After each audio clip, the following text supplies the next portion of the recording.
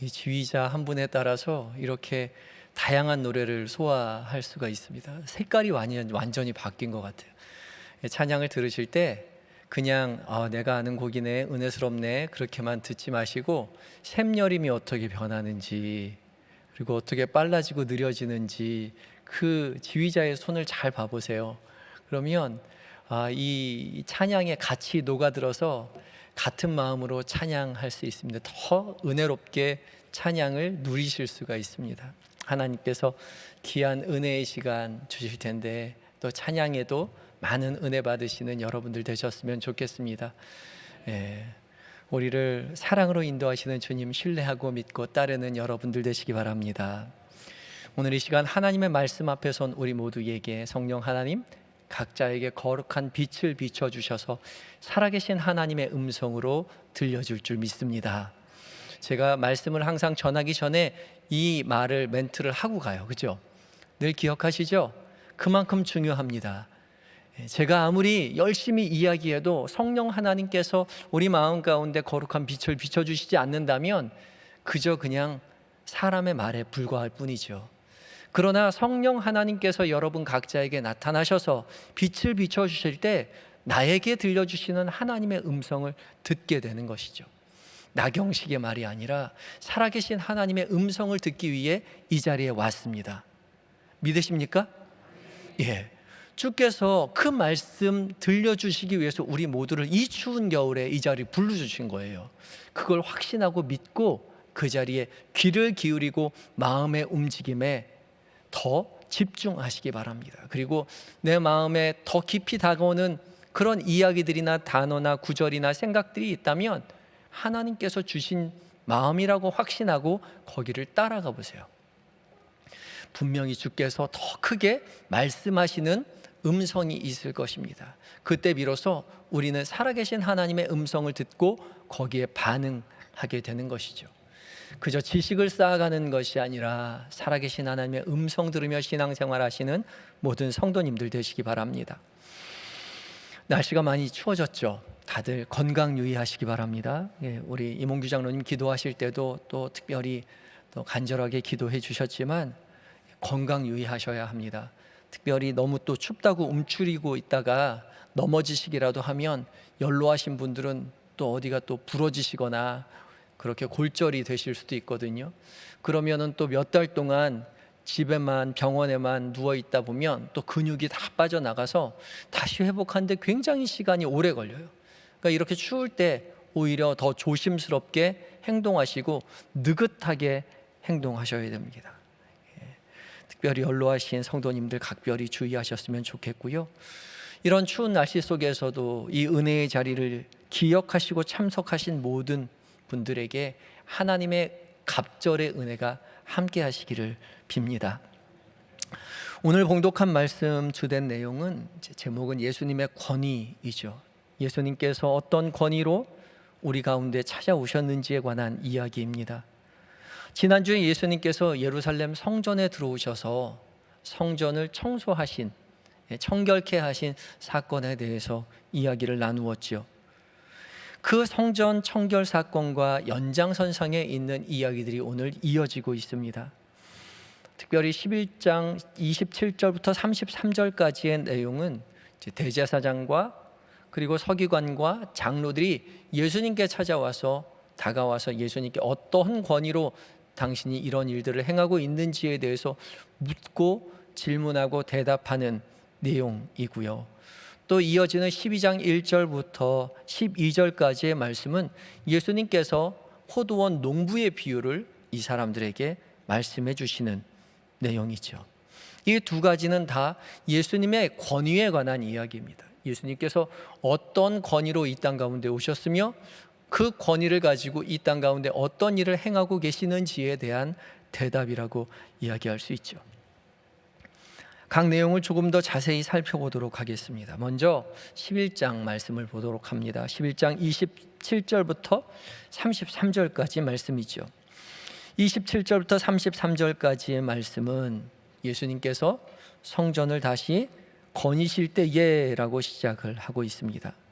그들이 다시 예루살렘에 들어가셔서 성전에 거니실 때에 대제사장과 서기관과 장로들이 나와서 무슨 권위로 이런 일을 하느냐라고 묻고 있죠. 근데 이 이야기는 이제 마태복음, 마가복음, 누가복음, 공관복음에서 공이 기록하고 있는 말인데, 이 누가복음과 마태복음의 기록과 오늘 읽은 마가복음의 기록이 조금 내용이 다릅니다. 무슨 내용이 다른지 한번 살펴보려고 하는데, 마태복음 21장 23절 말씀을 함께 보도록 하겠습니다. 성경을 찾아도 좋고요, 스크린을 통해서 보셔도 좋겠습니다. 찾으셨으면 함께 읽어보도록 하겠습니다. 시작. 예수께서 성전에 들어가 가르치실새 대제사장들과 백성의 장로들이 나와 이르되 내가 무슨 권위로 이런 일을 하느냐, 또 누가 이 권위를 주었느냐. 아멘. 이번엔 누가복음을 가보도록 하겠습니다. 누가복음 20장 1절과 2절입니다. 천천히 읽으면서 뭐가 다른지, 뭐가 비슷한지 한번 찾아보도록 하겠습니다. 시작.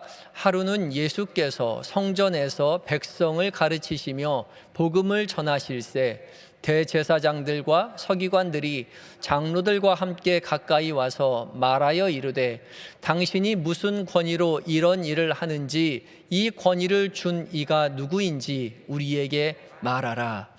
아멘. 자, 이 마태복음과 누가복음, 그리고 오늘 봉독한 마가복음이 어떻게 다른지 살펴보아야 되는데, 마가복음 읽은 거 다 잊어버렸죠.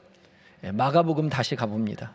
마가복음 11장 27절 말씀, 11장 27절 함께 읽습니다. 뭐가 다른지 잘 보세요. 시작. 그들이 다시 예루살렘에 들어가니라. 예수께서 성전에서 거니실 때에 대제사장들과 서기관들과 장로들이 나와 이르되 무슨 권위로 이런 일을 하느냐, 누가 이런 일을 할 권위를 주었느냐. 아멘. 자, 이제 세 가지를 다 읽었는데 마가복음과 마태, 누가복음과의 차이가 느껴지십니까? 잘 모르겠죠.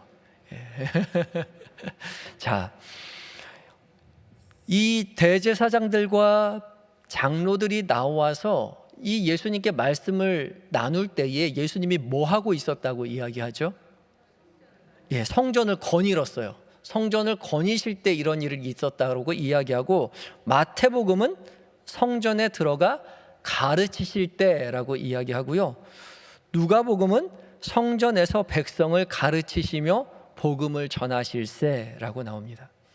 그러니까 성전에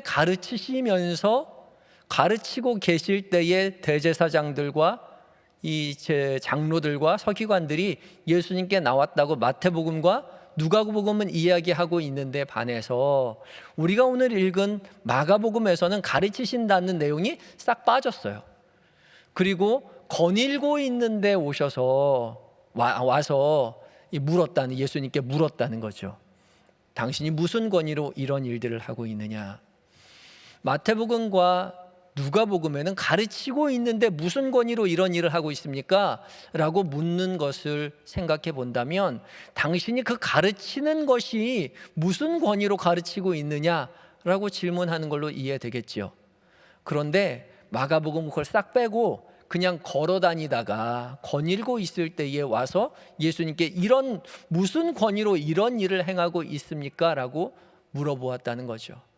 그러면 거기서 말하는 무슨 권위로 이런 일을 행했습니까? 라고 말하는 이런 일은 무엇을 이야기하냐면, 어제 있었던, 우리 지난주에 보았던 성전을 청결하였던 그 사건을 다시금 생각나게 한다는 거죠.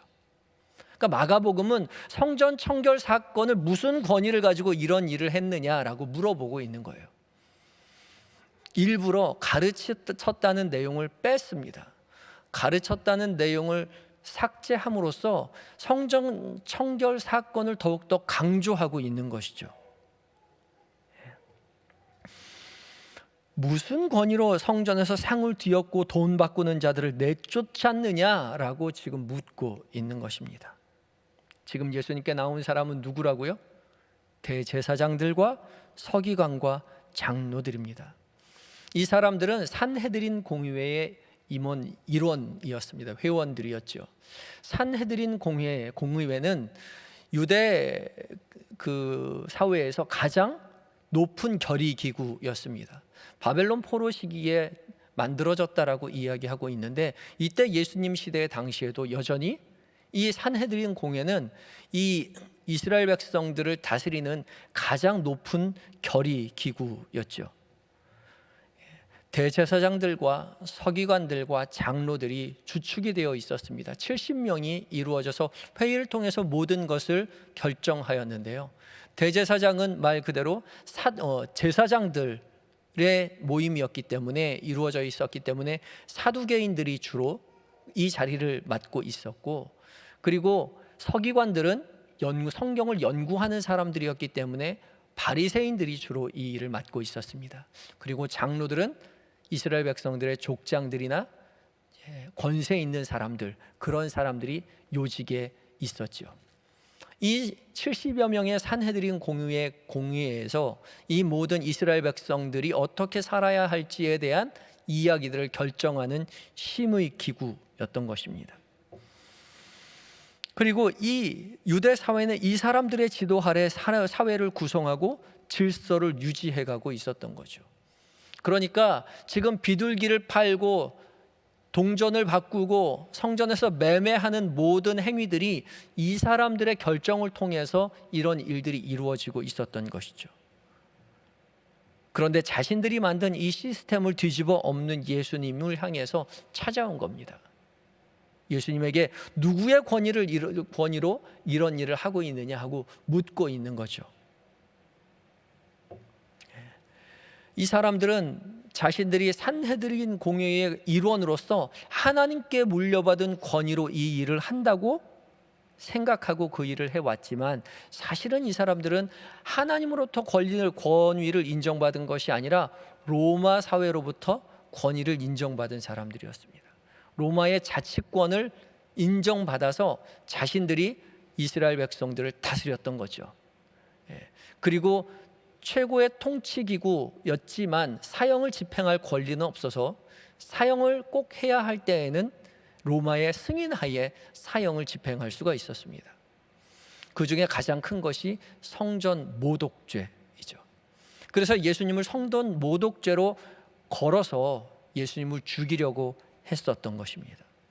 이 사람들은 하나님께로부터 권위를 부여받은 것이 아니라, 그렇게 입술론 이야기했지만 실상은 로마로부터 권위를 부여받아서 이 모든 일을 해나가고 있었습니다. 그러면서 예수님께 묻기를, 누구에게 권위를 부여받아서 이런 일을 했느냐고 물으시는 거죠. 예수님께서는 이 질문에 대해서 대답을 한 가지 하시는 대신에 질문을 하나 새롭게 던집니다. 그 질문이 29절입니다. 예수께서 이르시되 나도 한 말을 너희에게 물으리니 대답하라. 그리하면 나도 무슨 권위로 이런 일을 하는지 이르리라. 요한의 세례가 하늘로부터냐 사람으로부터냐 내게 대답하라 라고 이야기합니다. 요한의 세례가 하늘로부터냐 아니면 사람으로부터냐 묻고 있죠. 당시에 요한은 굉장히 당대의 영향력이 큰 사람이었습니다. 많은 사람들이 요한을 따랐을 뿐만 아니라, 그냥 무리뿐만 아니라 지난주에 봉독한 대로 바리새인과 그리고 사두개인들조차도 세례 요한에게 와서 자신들의 죄를 자복하려고 했던 거죠. 군인, 부자 할 것 없이 너도 나도 요한에게 찾아가서 세례를 받았던 것이죠. 그래서 분봉왕 헤롯조차도 세례 요한을 두려워했다라고 성경이 기록하고 있죠. 그런데 이 요한의 세례가 하늘로부터냐 사람으로부터냐 질문을 받고 나서 이 사람들 의논했다라고 이야기합니다. 서로 의논했다. 그냥 대답할 수 없어서 서로 그냥 조금 말을 한 것이 아니라 서로를 향해서 치열하게 논쟁했다, 치열하게 논의했다라고 원어상으로는 그렇게 되도록 쓰여져 있습니다. 그 고민의 내용을 성경이 기록해 놓고 있죠. 요한의 세례가 만약 하나님으로부터 왔다, 하늘로부터 요한이 권한을 부여받아서 세례를 주고 있다라고 이야기한다면 어찌하여 너희는 그를 믿지 않았느냐, 세례 요한을 믿지 않았느냐라고 말할 테고, 사람으로부터 왔다라고 이야기하면 많은 사람들이 요한의 세례를 받고 요한을 추종하고 있었기 때문에 백성들로부터 원성을 들을 것이 뻔했던 것이죠. 그것을 성경이 오늘 이야기하고 있습니다. 로마의 권위를 부여받아서 이 모든 일을 하고 있었지만 사실은 로마의 권위만 두려워했던 것이 아니라 사람들의 권위도 두려워하고 있었던 거죠. 그래서 이러지도 저러지도 못하고 있습니다.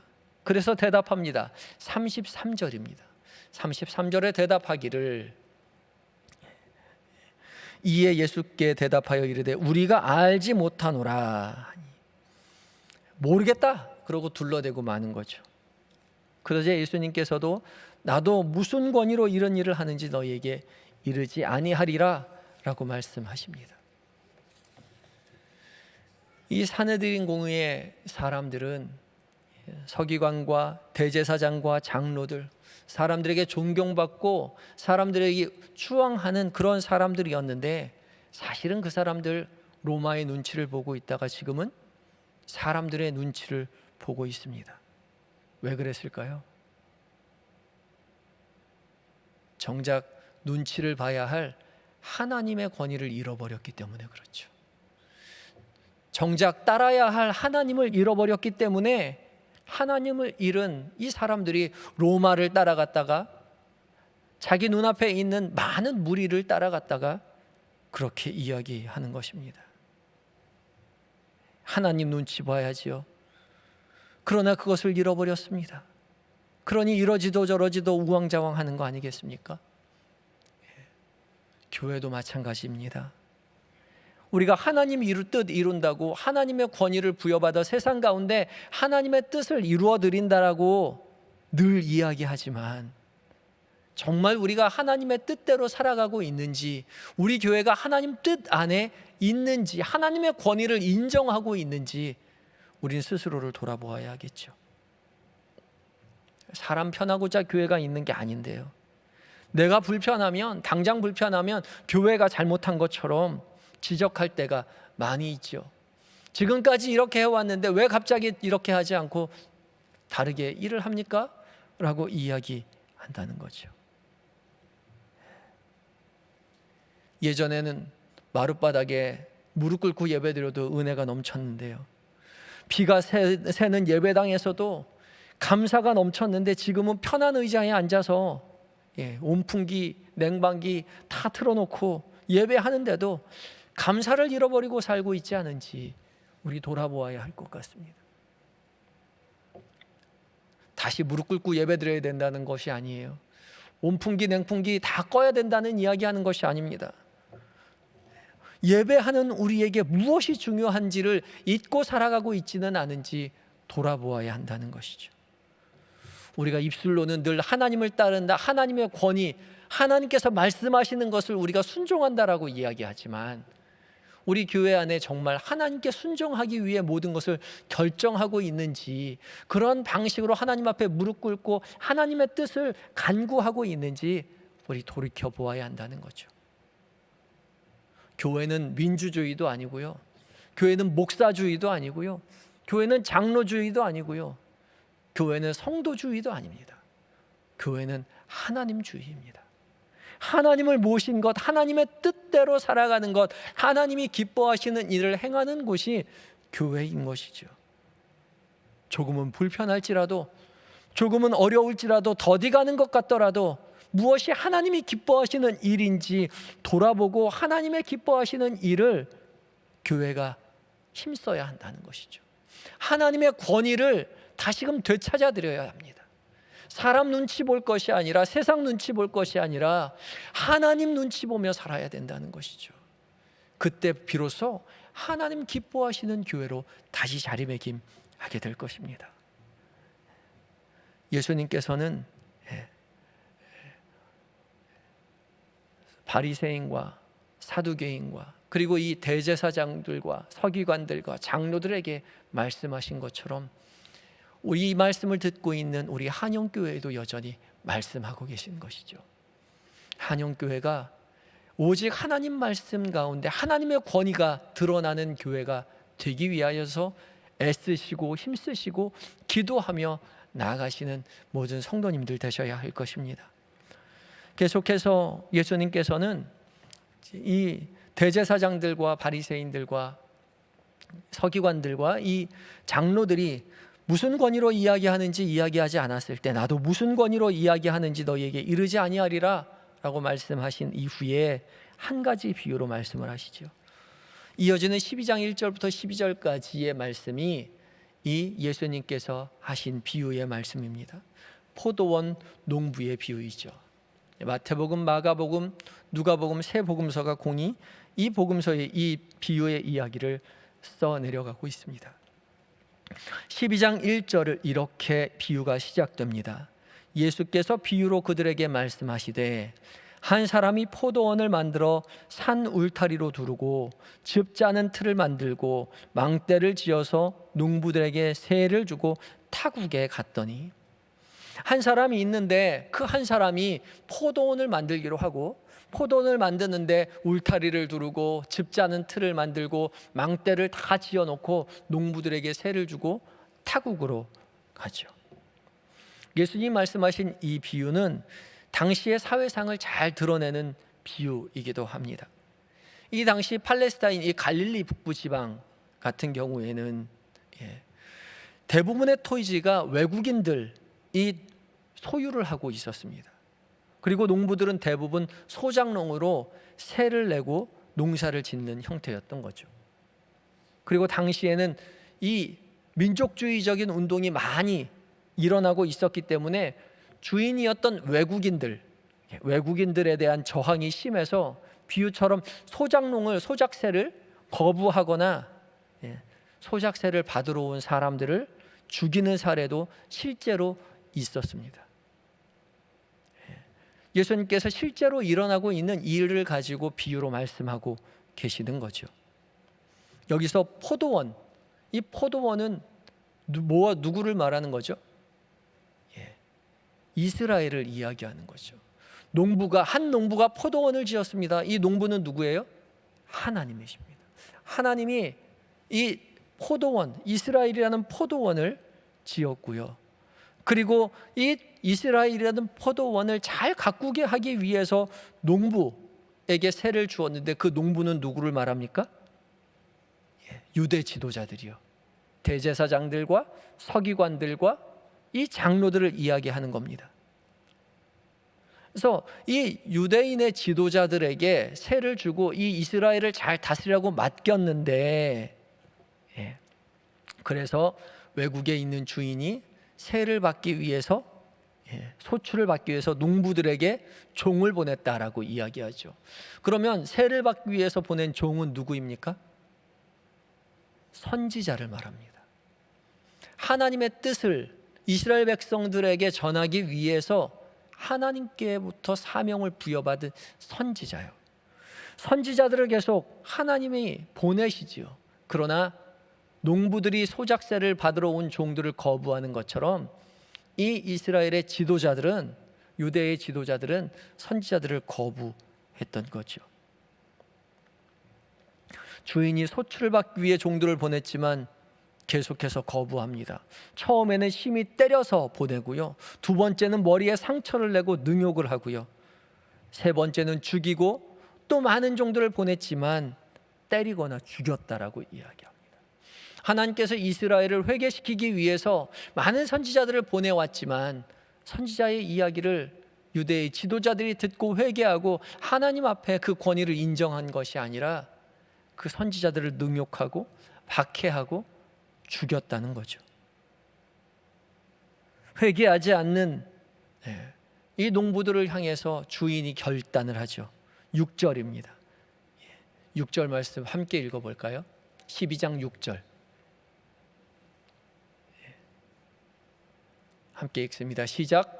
이제 한 사람이 남았으니 곧 그가 사랑하는 아들이라.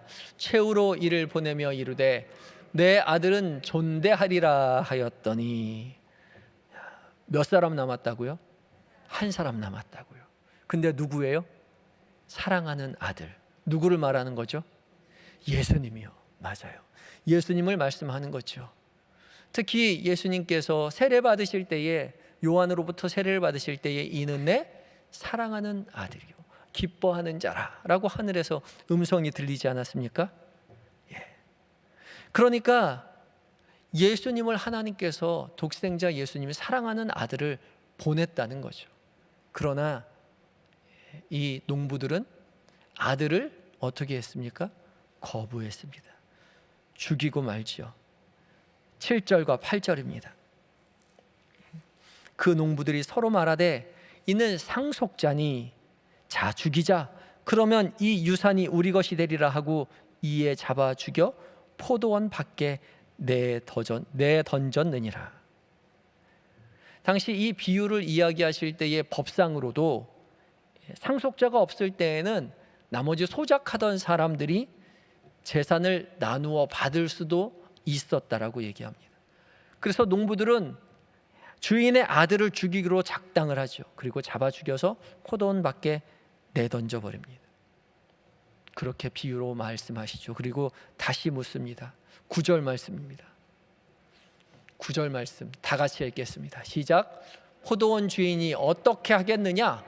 와서 그 농부들을 진멸하고 포도원을 다른 사람들에게 주리라. 아멘. 그러면 어떻게 하겠느냐? 지금 누구에게 묻고 있습니까? 농부들에게 묻고 있죠. 실상은 이 유대의 지도자에게, 대제사장들과 서기관들과 장로들에게 묻고 있는 것입니다. 어떻게 하겠느냐?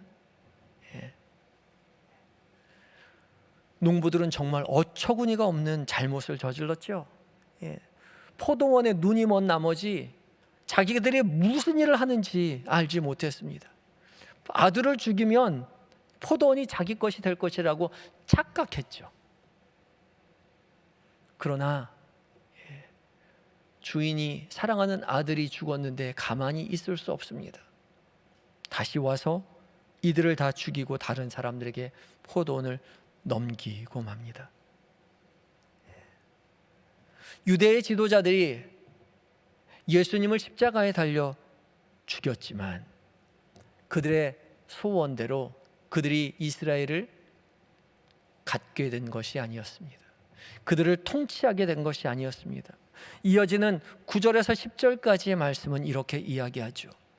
9절에서 10절까지의 말씀입니다. 10절 11절이네요. 10절 11절 10절 11절 10절부터 읽겠습니다. 시작. 너희가 성경에 건축자들의 버린 돌이 모퉁이의 머릿돌이 되었나니 이것은 주로 말미암아 된 것이요 우리 눈에 놀랍도다 함을 읽어보지도 못하였느냐 하시니라. 아멘. 건축자의 버린 돌이 모퉁이의 머릿돌이 되었다.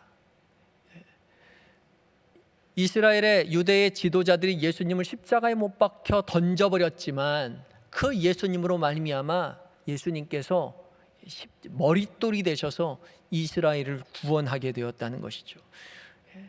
이스라엘이 하나님의 백성이 되었다는 것입니다. 완전히 하나님의 권위로, 하나님의 능력으로 다시금 하나님 나라의 백성이 되었다는 것이죠. 절대 이 바리새인과 서기관들, 대제사장들과 서기관들과 장로들의 포도원이 되지 않았다는 것이죠. 이 모든 것이 주로 말미암아 된 것입니다. 유대 지도자들은 예수님을 죽였지만 도리어 그 일로 말미암아 세상은, 구원은, 이스라엘은 온전한 하나님의 것이 되게 되었던 것이죠.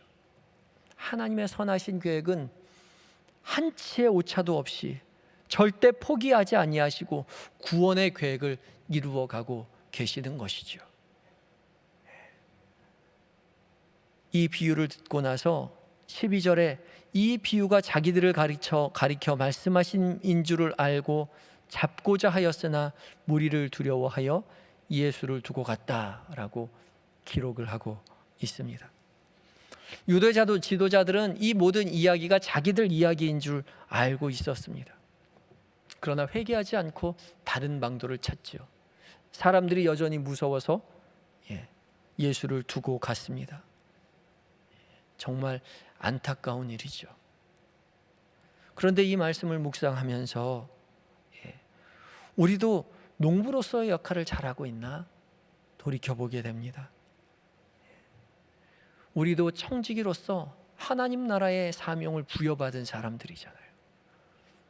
이 대제사장들과 서기관들과 장로들에게 이스라엘을 맡긴 것처럼 하나님 나라의 일을 우리에게 여전히 맡겨두고 계시지 않습니까? 이 모든 일들을 하나님께서 우리에게 맡겨주셨습니다. 전부 다 하나님의 것이에요. 1절 말씀 함께 다시 볼까요? 1절 말씀 12장 1절입니다. 예수께서 비유로 그들에게 말씀하시되 한 사람이 포도원을 만들어 산 울타리를 두르고 즙자는 틀을 만들고 망대를 지어서 농부들에게 세를 주고 타국에 갔더니. 이 포도원을 만든 사람이 누굽니까? 주인이에요. 주인이 모든 걸 다 했습니다. 포도원에 포도도 심고요, 산 울타리를 둘렀고요, 즙자는 틀도 주인이 만들었고요, 망대도 주인이 만들었어요. 그리고 농부들에게 이것을 맡겼죠. 우리가 누리는 모든 것들이요, 다 하나님이 하신 것들이에요. 우리의 힘으로 한 것이 아무것도 없어요. 우리가 열심히 일한 것 같지만 우리의 노력으로 무엇이 이루어지지 않습니다. 우리는 그저 관리인일 뿐이에요. 중요한 모든 것들은 포도원 주인이 모든 것 이루어 놓은 것처럼 하나님께서 우리에게 이미 주셨던 것이죠. 그리고 그것을 우리는 관리하는 관리일 뿐입니다. 관리인인데 우리 주인처럼 행세하고 있지 않은지 돌이켜보아야 한다는 거죠. 우리의 삶 가운데 하나님의 권위를 인정하고 있는지 우리는 돌이켜보아야 한다는 거죠. 우리가 가진 물질, 우리가 가진 건강, 우리가 가진 시간 모두 다 하나님 거예요. 우리는 관리인일 뿐입니다. 관리인은 우리에게 예수님께서 오셔서 말씀하시죠.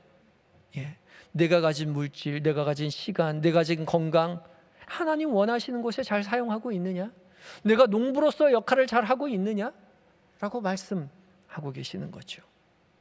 세를 받으러 온 주인 종처럼, 사랑하는 아들처럼 우리에게 말할 때에 기꺼이 우리가 가진 모든 것을 주님 앞에 내어놓는 것이 아니라, 우리가 어떻게 합니까? 가진 것의 일부를 주님 앞에 드리기는 하는데 우리가 먹고 싶은 거 다 먹고, 입고 싶은 거 다 입고, 누리고 싶은 거 다 누리고, 나머지 남는 것 가지고 주님 앞에 내어드리고 있지 않느냐 말입니다. 다 주님의 것입니다. 주께서 사용한다 말씀하실 때 모든 것 먼저 주님 앞에 내어드릴 수 있는 그런 권위를 인정하는 삶을 우리가 살아가야 한다는 것이죠. 애초부터 우리의 것이 아닙니다. 주님의 것이니 주님 뜻대로 사용해달라고 소유권을, 우리의 인생의 소유권을 주님 앞에 내어드려야 합니다. 그리하여서 하나님 기뻐하시는 선한 청지기, 선한 관리인으로서 살아가야 한다고 주님 우리에게 말씀하고 계시는 것이죠. 주님 우리에게 예수님의 권위, 우리의 삶 가운데에 예수님의 권위가 어디 있느냐라고 묻습니다. 주님 우리에게 말씀하실 때 그 권위가 어디 있느냐라고 물어보고 계시는 것이죠. 우리의 삶 가운데 예수님이 찾아오실 때 그 권위를 인정하실 수 있는 성도들 되시기 바랍니다. 주께서 사용하신다 말씀하실 때 기쁘게 자원하는 심령으로 내어드려서 선한 청지기로서, 선한 관리인으로서 주님 앞에 칭찬받으시는 은혜의 삶 살아가시는 한영의 모든 성도님들 되시기 바랍니다. 다 같이 기도하실 때에 오늘 말씀 가운데 다가오는 구절이나 단어나 생각들이 있다면 그 말씀, 그 구절 그 생각 가지고 잠시 하나님 앞에 다짐의 기도를 드리겠습니다. 다 같이 무슨 말씀이 나에게 가장 와닿았는지 잠시 생각하시고 그 말씀 가지고 기도하도록 하겠습니다. 다 같이 기도하시겠습니다.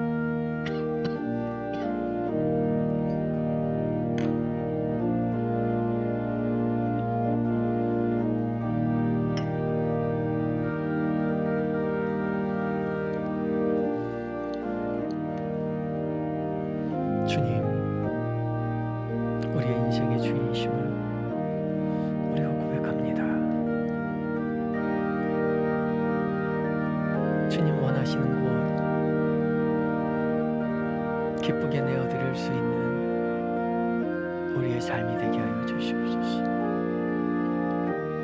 주께서 맡겨주신 이 교회 주님 원하시는 만들어갈 수 있도록 주여 도와주시옵소서.